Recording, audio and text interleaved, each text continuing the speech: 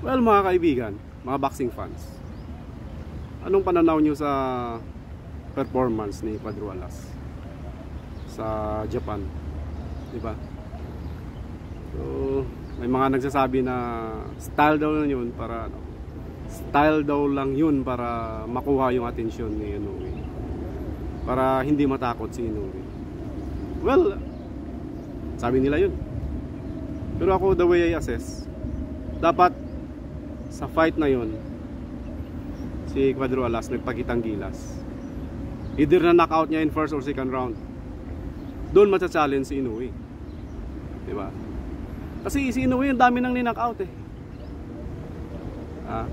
Ang dami niya nang ni-knockout.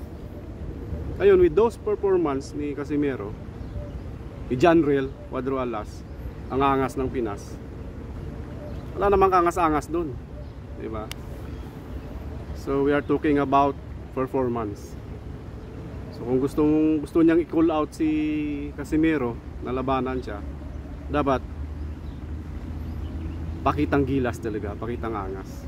So doon wala eh, nakitaan siya ng hingal eh, diba? So baka sabihin ni Inoue sa kanya, huyo ka, diba? Or in your dreams nalalabanan kita. Kasi wala eh. Saka yung mga Hapon, mga Japanese boxing fans, wala, diba? Kita nila performance, ay, yan ba yung naghahamon kay Inoue? Ba't humihingal, diba? Ba't lumagpas sa timbang? Oh, diba? So ako, support ko si Casimero sa boxing. Pero may kasabihan tayo mga kaibigan, opportunity knock only once. Ganun lang yan, tok. Yung opportunity, pag tok na yan, baka utang yan, di ba? So wala. Yun sanang chance ni Cuadro Alas na magpakitang angas sa Japan, pero wala. So marami siyang reason, nagkasakit daw siya, ganun.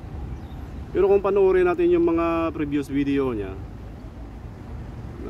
days before the fight, 101% na yung condition niya, di ba? Yan tanong, ba't lumagpas sa timbang?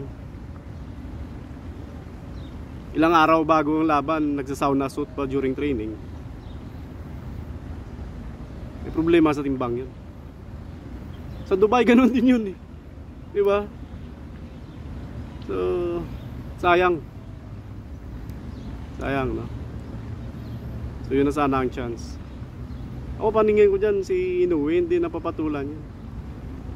Sabihin ni Inoue, hindi mo nga na-knockout sa first 3 rounds si Uguni, ako pa, diba?